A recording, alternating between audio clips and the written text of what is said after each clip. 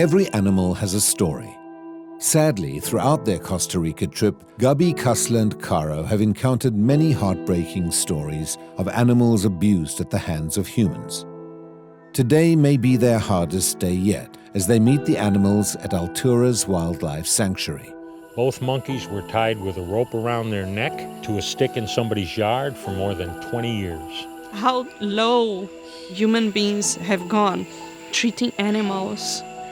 Here, the staff has put a special focus on keeping track of these animal stories so visitors can learn and be touched enough to do something about it.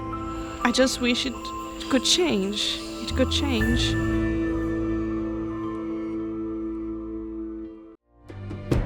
It's been a few years since we've traveled together. There's still so much yet to be discovered. Human beings can be so cruel towards so many animals.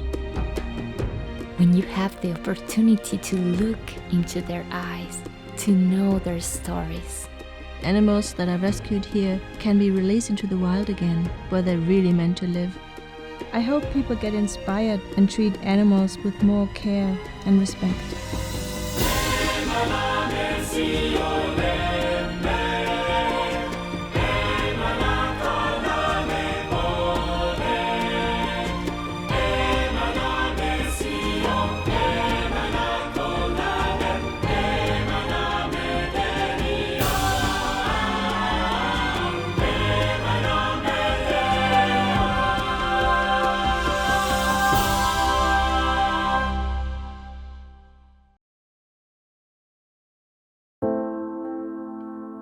Dominical is a beach town on Costa Rica's western shore, attracting numerous tourists every year.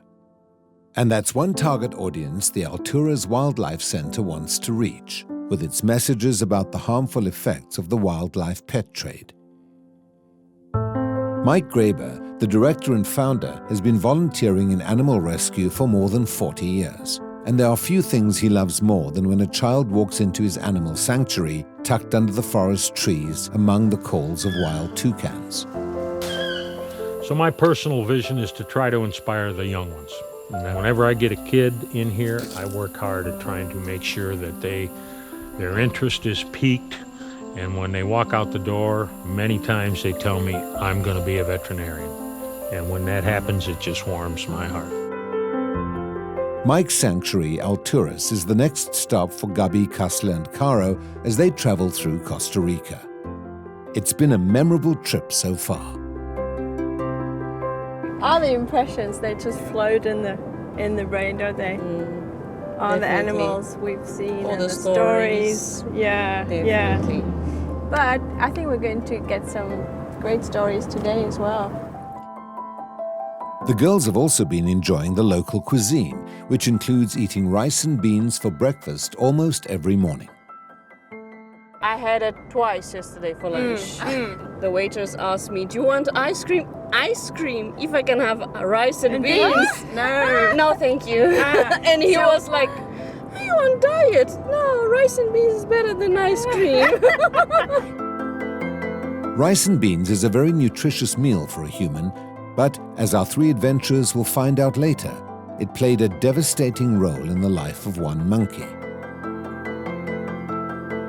Caro, Kasla, and Gabi will start today's journey learning about the story of a monkey named Honey and her primate roommates. Well, hello, ladies.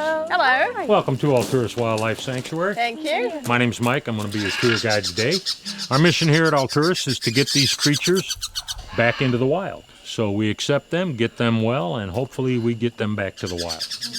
Unfortunately, not all of the creatures are able to go back to the wild, and when they can't go back to the wild, they end up where we are now.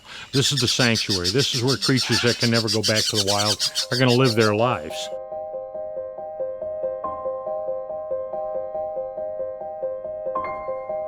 Well, ladies, this is our white-faced monkey cage, and what we have in here are white-faced capuchin monkeys. There's 4 of them in here, and all 4 of these monkeys have been taken away from very abusive and illegal situations. The first one that came to us was a guy named Coco, and that's him laying on that branch there with his legs hanging.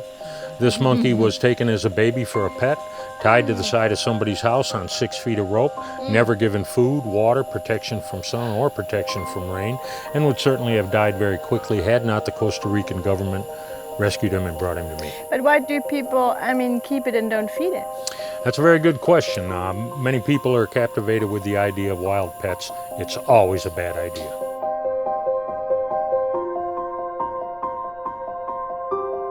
Secondly came a monkey named Pablo. This is him right here. Pablo was taken away from a gang of drug dealers as they tried to cross the Panamanian border. They, of course, went to jail. A baby monkey was brought to me, and since he is a Colombian drug lord, we named him Pablo.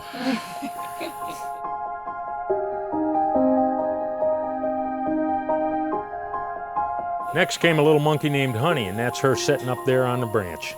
Honey was a monkey that was taken as a baby for a pet, locked in a small cage for 2 years, and during this entire time, she was given very improper nutrition. She was fed only rice and beans and nothing else.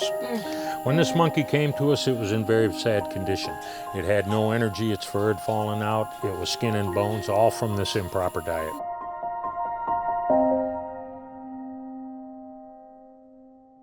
The problem was we couldn't get the monkey on the correct diet because the only food it had ever experienced in its life was rice and beans. Didn't know anything else. That's right. It had never experienced anything else. It had never experienced flavor, pleasure from its food, sweetness, or anything like that.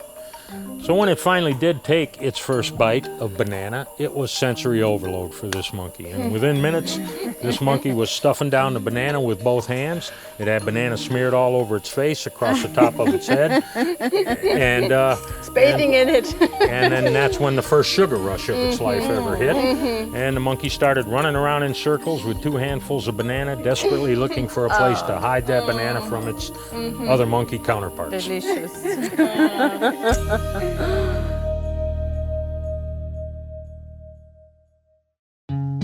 Finally, there's that monkey laying over there in the corner. Her name is Greta, and this is truly a sad story. This monkey was taken young as a pet, thrown into a 3-foot square cage, thrown into the backyard with 15 dogs back there, and then they proceeded to ignore the monkey completely. For the next 4 years, this monkey was terrorized on a daily basis by dogs, neglected of food and water, when it would cry and scream because it was hungry or thirsty or going crazy from being locked in a small cage. The lady who had it would come out with a pot of scalding water and throw hot water on the monkey to shut it up.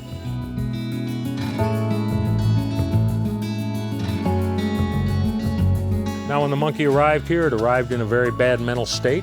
It took us weeks just to stop the crying. It took us several more months to introduce this monkey in with the other monkeys, and once it was introduced there, it took about a year for this monkey to start acting like a monkey again. Sad. It was still experiencing very bad post-traumatic stress episodes for the first 7 or 8 months of its time here. And even now, as you can see, it's not interacting with the other monkeys. So much shame. Very sad. She's scarred for life. Now she's been with us about a year and a half. She has come a long way.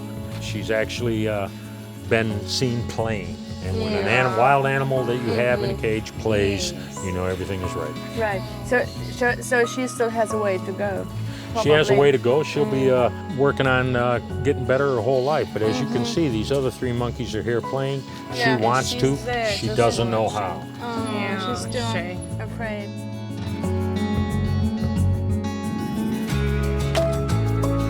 When I looked at her on the floor and I saw the other 3 monkeys happy, playing so happily, and she's still trying to learn to play. And for me, it was like seeing a child that doesn't know how to play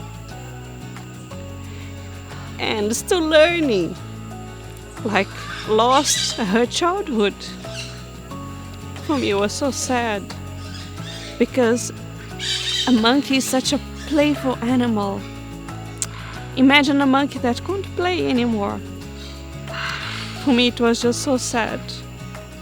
And Mike was telling us that they, of course, have feelings like humans do. Sometimes people say, no, it's just an animal, whatever. No, I mean, they can feel, and we should know that and act protecting them.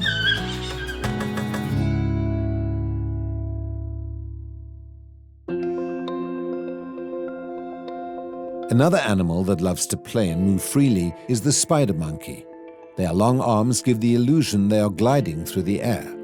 For an animal that needs that much space and possesses greater intelligence than a gorilla, one can only imagine the misery of being tied on a short leash. These guys have a natural life expectancy of 30 years. And the two monkeys that we have in this cage are 21 and 25 years old. Now, the reason that these two monkeys are here with us instead of out in the jungle canopy where they ought to be is because they've had a very difficult life. They were both held prisoner for their entire lives. Both monkeys were tied with a rope around their neck to a stick in somebody's yard for more than 20 years. The older of the two monkeys also had all of his teeth pulled out by this person. The goal at Alturas is to give these monkeys a spacious cage and suitable food to live out the last few years of their lives, since they can never go back to the wild. It's stories like this that help Mike explain why keeping wild animals as pets is so harmful. From the viewpoint of the animal, it's taken away from its natural habitat. It's not allowed to indulge in its natural behavior.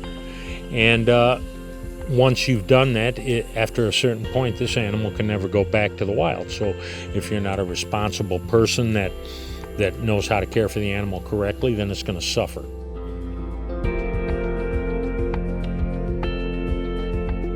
This is one of the reasons that we so aggressively take a stab at the illegal pet trade anytime we possibly can.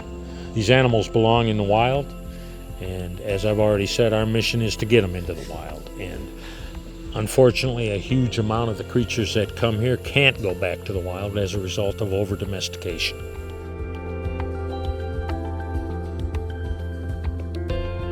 I just wish it could change. It could change. And I'm glad here in Costa Rica, things are getting better.